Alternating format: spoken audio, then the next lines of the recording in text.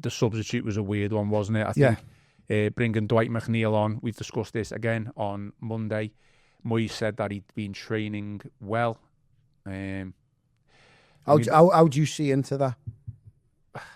Well, what does that say for Tyler Dibling? Exactly for me. So Everton have chased all summer for potentially one of the best teenagers in Europe. That Southampton were asking for the best part of 50 million for. Everton tracked. Then to finally get over the line, and then for him to sit on the bench all season. He was given his opportunity against Crystal Palace in the first half, if we remember rightly, and he didn't do much. No, I'm not judging him from 45 minutes, far from it. I remember saying at the time that he didn't do much off the ball. So if things aren't coming off for you on the ball, everyone makes bad passes and bad runs, but you've got to show a bit of effort off it. You look at Iliman Ndiaye, he's a prime example. He's not just world class going forward. It's just tracking back what he does for Jake O'Brien. He's constantly in his own half trying to win the ball, in tackles, trying to intercept, get Everton up the pitch. That he should be looking Tyler Dibling at Iliman Ndiaye in training, his application, his professionalism, and his attitude on the pitch, going forward and getting back and helping his team. He's got a prime example there to look out for, Tyler Dibling. And to me, from an outside looking in, Dibling must not be doing that in training. He mustn't be. Otherwise, he'd be on the team sheet. He'd be getting his game ahead of Dwight McNeil. So that tells me that he's not doing it in training. He's not looking at Iliman Ndiaye as a bit of an idol. He should be looking and going, right, I want to be the next Iliman Ndiaye. So if Everton dares sell Iliman Ndiaye whenever that may come, because bids will come in, by the way, for Iliman Ndiaye, them goals and them performances this season won't have gone unnoticed. He's brilliant against Manchester City. He was fantastic against Tottenham. He's been brilliant all season for Everton. And that goal he scored on Monday Night Football goes out to the world. They'll have seen that and go, wow, what a player. And even like the Reds that I know at the moment going, how long do you think you're going to keep him for? Straight away. So Everton had a big problem in the summer, straight away. So Dibling should be looking at that and going, right, I want to be, if there's ever a problem, when India goes to AFCON in January, I want to be first on the team sheet. Now, obviously, to me, he's not doing it in training. Otherwise, it'd be coming on for that substitution. Yeah, I mean, you're right, you can read between the lines and Dwight McNeil getting in over a Tyler Dibling and then Moyes' reasoning for that choice. You know, it makes you not just look at Dwight McNeil, it does make you look at Dibling, exactly what you're saying. But we spent, 35 million on him, and that was, it's not like it was on a whim. We pursued him for a long time. And what I find a little bit weird, and this, I hate talking about recruitment when we can't really do anything because it's obviously November. My concern with it all is that what plan was it in terms of bringing Dibling in? Because if you knew you were going to get Grealish and you were just going to consistently play him on the left rather than maybe try him as the number 10, got no problem with Grealish playing on the left, by the way, but where then do you fit an Iliman Ndiaye? Obviously, you'd have to put him out on the right, who he's done well on the right. He's been Everton's top goal scorer. He's a player who Everton's biggest attacking threat. So where does Tyler Dibling fit in that in the grand scheme of things? He's only really gonna get the odd minute here if Iliman Ndiaye gets injured, or obviously we're down 1-0 or something like that. And even then, Moyes is only giving him like 7-8 minutes. Like really, he was poor against Wolves. I get that, but the whole team was poor against Wolves, and the whole setup and balance of that team against Wolves was completely wrong. So my concern is that, one, you can't really give credit to Moyes for Ndiaye because he's only on the right-hand side because he's accommodating Grealish. Well, Moyes could have easily put Grealish in a 10. Well, why he's made references to that. He's not. He hasn't done it though, has he? He's not exactly. So why can't you give Moyes credit for pushing Iliman Ndiaye on the right-hand side, putting Grealish on the left, and looking how well Ndiaye is playing?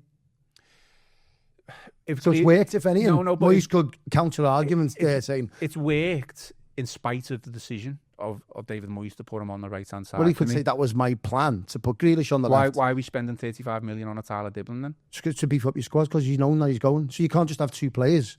So I'm guessing here that Everton and the recruitment team and Moyes have come together and got, right, we need a replacement for if Grealish gets injured or Ndiaye goes to AFCON or gets injured himself. We need a substitute ready to come in. Now, the thought process is like, get this young kid from Southampton, he's the next best thing, let's get him in. But obviously, he's not been working hard in training. That's what I'm second guessing here. I wouldn't be spending 35 million on a right midfield, Tyler Dibling, if I knew my plan was to have Grealish on the left and Illiman and Dye on the right, because we've just literally been saying there we've been crying out for a striker. Oh, that's so after add the 35 million to the 28 that we've just paid for Tierno Barry, we could have gone out there and bought close to buying a Volta, just as an example. I know he was like 60, nearly 70 million. If you look at things logically from that point of view, like this is the plan: Grealish on the left and Dye on the right. Obviously, Dewsbury Hall in the middle. At the moment, Dibling might come good. Yeah, he might do. But at this moment in time, that 35 million plus seems like a waste. It does, and it may do. We don't know how it's going to work, but all we can do is try and get our heads and thoughts around what the recruitment team were thinking at the time. Just for me, sorry to interrupt, but it looks like it's been thrown together a little bit, and I think I try and give them play devil's advocate a little bit and give them a little bit of sympathy. I think the whole recruitment at one point has been based on whether we can get a Jack Grealish, doesn't it? Is he coming? Is he not? And then ultimately, Jack's made the decision himself. Yeah, I want to go. I don't want to wait till the final day of the transfer window. Let's get Jack in. So I feel like if Grealish is not in that team, who plays on the left? Well, you could put Ndiaye over there, and then you can put Dibling and Dibling on the right. It would be Ndiaye playing on the left, wouldn't it? Yeah, so that's my point of saying Grealish coming in or Ndiaye playing on the right is to accommodate Jack Grealish. Yeah, I get that process, that what it probably is, but at least we've got that option. But the problem for me is that them squad players, the likes of a McNeil and a Tyler Dibling, who should be looking at them too, are they doing enough to say, I'm going to give you an headache, Moisey? I'm going to make sure that Kieran Dewsbury is droppable. I'm going to make sure that I'm knocking on the door to say Grealish's shirt and Ndiaye. Because if Dwight McNeil comes on the Monday, or Tyler Dibling, for example, against Crystal Palace, they come on, score a goal, provide an assist, work the backsides off, get a round of applause off the Everton fan base. But you guys give Moisey an headache there. Are they? They're not. None of them are. None of them are knocking on the manager's door, and none of them could argue either if any of them are dropped. Well, Alcaraz did against Crystal Palace, and he's knocking on the manager's door. I get it for 10 minutes. He come on against Sunderland, but the ball he's played through to it. He had 2-on-1 against Sunderland to win the game of football. Yeah, look, that was poor, but that is clearly a player who's lacking rhythm, match fitness, and he's just not sharp. Simple pass. It's a simple pass. I disagree. Look, quality-wise, it was poor. Yeah. I'm not disagreeing with you. I'm not disagreeing with you. He comes on, a simple pass, Everton win the game. Then he's got a case in point to say to the manager, there's an assist for the winner. I start. I still think it's a consequence of not being used properly when sufficient minutes could have been given to. I think the problem for Alcaraz and Dewsbury in that 10 position is that we're seeing a bit of a change in the landscape of how Premier League football's being played this season. That number 10 role, it's kind of dated. I hate describing it as the number 10 role. I know, because it's not. There's no Lionel Messi no more. So to play in that role, you need to be a big unit to get up and down the pitch. Now, Liverpool, for all the money they spent on Vert, they put him on the left last night. Because as a number 10, the game's bypassing him. And Liverpool are getting ran ragged in midfield. So they put Szoboszlai in there because he's a big lad and he can get up and down the pitch. You've just made me have a rethink of my team selection, which I'm not going to be able to change now, but we can discuss. Does a Merlin roll then look like he looks like he's up that number 10? Yeah, because he's a big lad. Now, to play in that role, you look at Takori last season for Everton and the previous years. Listen, the ball at his feet wasn't the best, but the lad could get about the pitch, score some vital goals, and he was a big presence physically in the middle of that number 10 role. So defenders didn't know whether to go and press him, or midfielders didn't know whether to drop. He's a big lad, and that's what you need to play in the Premier League in that role at the moment.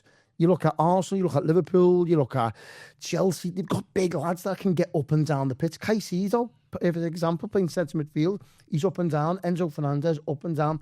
You need to be very special to play in that number 10 role if you're playing Premier League football. That is literally one thing that the centre of midfield, the three players that we've got in those positions is lacking, isn't it? It's pace and power. Yeah, and we haven't got any. And probably, Gavin, Connor, we discussed it on Monday, but just that physicality. as well. Gay's good at obviously winning the ball back. I don't think there's any question with that. But he's a 35-year-old aging player. I just don't think James Garner's got that. And for all the talent that Kieran Dewsbury has, I just don't think he's got that as well. I just feel like he is better at playing deeper, progressing the ball forward. I tell you what, just to sidestep, what I did find funny, when McNeil came on. Remember I said the other week, I bet you these players have some sort of an impact on I named McNeil as one of those players, just because I thought, well, injuries and suspensions and international call-ups. I just thought they're all going to play the part, so Moyes is going to have to use them. I didn't think he'd put him in place of Dibling. I just thought it'd be a forced change. So when McNeil came on, I thought, he's going to do it here. He's going to have that impact. I'm going to go back to when I said this and get it. I'm going to share a copy and film it on my socials. Look, I mean, McNeil obviously was doing something in training for Moyes to pick him. I think it's just professionalism. I think it's attitude, application. But he was poor though, so wasn't he? He was, but Moyes, listen, how you work in training epitomises if you get a game. Moyes has always said that, and the majority, how many managers in the Premier League banish or fall out with a player because the attitude and application isn't the best in training? It happens all the time. Players getting fined left, right and centre because they're turning up to training late, they're not working hard, they're not showing the right team ethic. All these things embody you getting a shirt on a Saturday afternoon.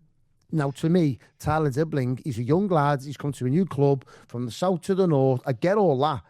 But if Everton have chased this lad all summer and they've sat him on the bench and one of the players in his position has been taken off injured, you'd say, right, he's coming on. So obviously there's something going on why he didn't bring him on. And Dwight McNeil came on ahead of him. And even on top of that, the performances we've seen from Dwight McNeil this season have nowhere near being the best. So to me, it tells me that Dwight, and Moyes referenced it as well, about McNeil's been working hard in training. So read between the lines, like, well, if McNeil's been working hard in training, why hasn't Tyler Dibling started?